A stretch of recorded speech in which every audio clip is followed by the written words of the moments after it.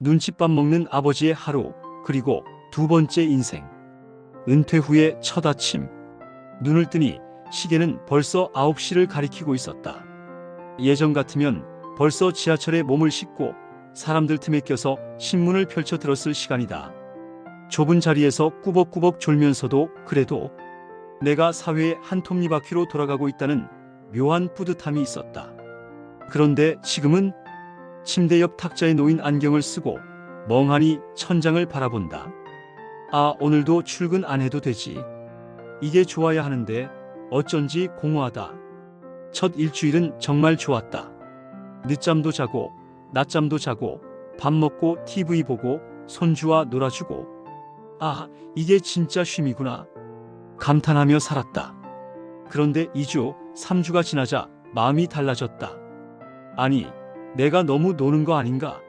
이렇게 하루를 흘려보내도 괜찮은 건가? 몸은 편한데 마음은 불편했다. 아침 10시. TV 리모컨을 잡고 드라마 채널을 켰다. 드라마 속 주인공은 벌써 이혼을 하고 새로운 사랑을 시작하려는 중이다. 나는 그 상황을 보며 혼잣말을 했다. 아니, 저 사람은 직장도 있는데 왜 연애만 하냐? 나처럼 집에만 있는 것도 아닌데. 그때였다. 주방에서 들려오는 며느리의 목소리. 아버님, TV 소리 조금만 줄여주세요. 아이 자고 있어요. 순간 리모컨을 쥔 내 손가락이 얼어붙었다. 아니, 내가 뭘 그렇게 크게 튼 것도 아닌데. 하지만 소리를 줄였다. 그리고 혼잣말을 중얼거렸다. 드라마 속 저 사람은 연애하다 욕먹고 나는 드라마 보다가 욕먹네. 점심 무렵 주방으로 들어가 보았다. 아내가 부엌칼을 잡고 채소를 썰고 있었다. 나는 용기를 내어 말했다. 여보, 내가 된장찌개 끓일까? 요새 TV에서 맛있는 레시피를 봤거든. 아내는 흘긴 나를 보더니 말했다. 됐어. 당신은 지난번에 소금 한 줌을 넣었잖아. 그거 아직도 기억나. 나는 웃으며 대꾸했다. 아니, 그때는 손이 미끄러져서 그랬다니까. 그 순간 며느리가 다가와 한마디 더 했다. 아버님, 그냥 쉬세요. 제가 금방 해요. 결국 나는 숟가락도 제대로 못 잡고 괜히 식탁 위를 닦는 척만 하다 물러났다. 아니, 내가 집에서 이렇게까지 눈치를 봐야 하나. 은퇴 후에 가장 먼저 맞닥뜨린 건 바로 집안에서의 낯선 풍경이었다. 내 집인데 내 자리가 없는 듯한 기분. 거실 소파에 앉아도 방에 들어가도 왠지 불편하다. 직장에서는 누군가 나를 늘 불렀다. 과장님, 회의하셔야죠. 부장님, 서류 좀 확인해 주십시오.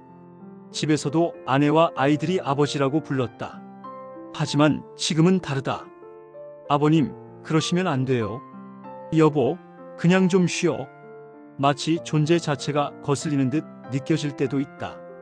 나를 필요로 하지 않는 세상 속에 혼자 남겨진 것 같았다. 나는 이제 필요 없는 사람인가? 퇴직 후 수많은 아버지들이 겪는 질문이다. 일할 때는 피곤해도 누군가 나를 찾았다.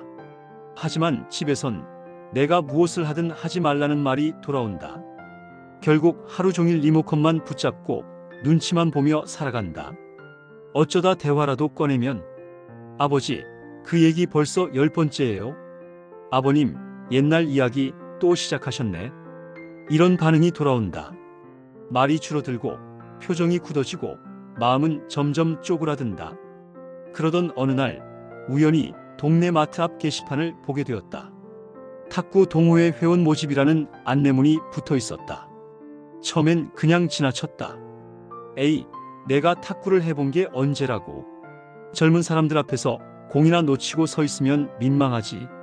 그런데 집에 돌아와도 그 안내문이 머릿속에서 떠나질 않았다. 밤이 되어도 자꾸 그 하얀 종이가 눈에 아른거렸다. 그래도 뭐라도 해봐야 하지 않겠나? 이렇게 살다간 내가 더 늙을 것 같은데. 다음날 용기를 내어 마을 회관문을 열었다. 안으로 들어서니 탁구공이 톡톡 튀는 소리가 들렸다.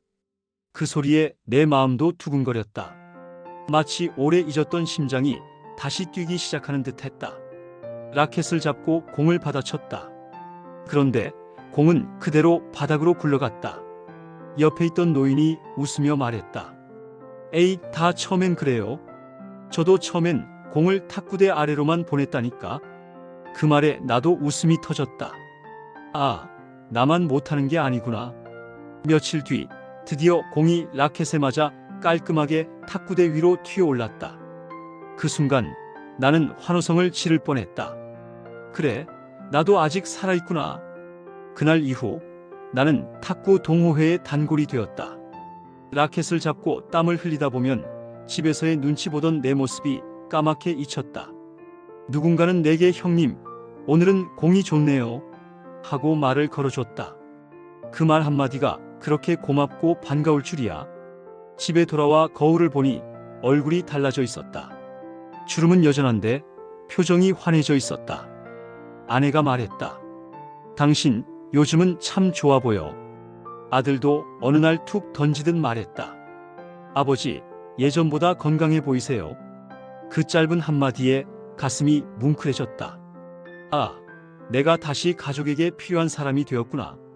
그제야 깨달았다. 은퇴 후의 삶은 가족이 채워주는 게 아니었다. 내가 스스로 채워야 하는 거였다. 가족은 나에게 쉬라고 말하지만 그건 아무것도 하지 말라는 뜻이 아니었다. 내 삶을 내 방식대로 다시 설계하라는 말이었다. 그래서 나는 3가지 원칙을 세웠다. 첫째, 집 안에서의 역할을 바꾸자. 나는 이제 상사가 아니라 아내의 동반자이고 손주의 놀이터다. 지시하거나 잔소리하는 대신 함께 웃고 도와주는 존재가 되자. 둘째, 나만의 시간을 만들자. 매일 집에만 있지 말고 산책도 하고 책도 읽고 사람들도 만나자. 밖에서 얻은 활력이 집 안에서도 빛을 발한다.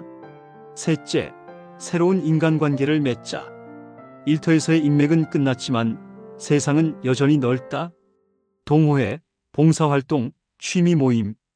그 안에서 나는 여전히 필요한 사람이 될 수 있다. 이제 나는 눈칫밥을 먹는 대신 웃음을 먹는다. 집에서의 하루가 두려운 게 아니라 설레는 하루가 된다. 나는 매일 아침 스스로에게 묻는다. 오늘은 어떤 나로 살 것인가? 그 질문에 답하며 하루를 시작할 때 내 삶은 더 이상 쓸쓸하지 않다. 은퇴는 끝이 아니었다. 내 인생에서 문을 닫는 순간이 아니라 새로운 문이 열리는 순간이었다. 눈치 보며 살아가는 하루가 아니라 내가 선택하고 내가 웃을 수 있는 하루. 오늘부터라도 작은 용기를 내어 집 밖으로 한 걸음 나아가보자. 그리고 집 안에서는 서로의 방식을 존중하며 함께 웃어보자. 그럴 때 우리의 황혼은 쓸쓸한 그림자가 아니라 여전히 따뜻하고 빛나는 노을빛이 될 것이다.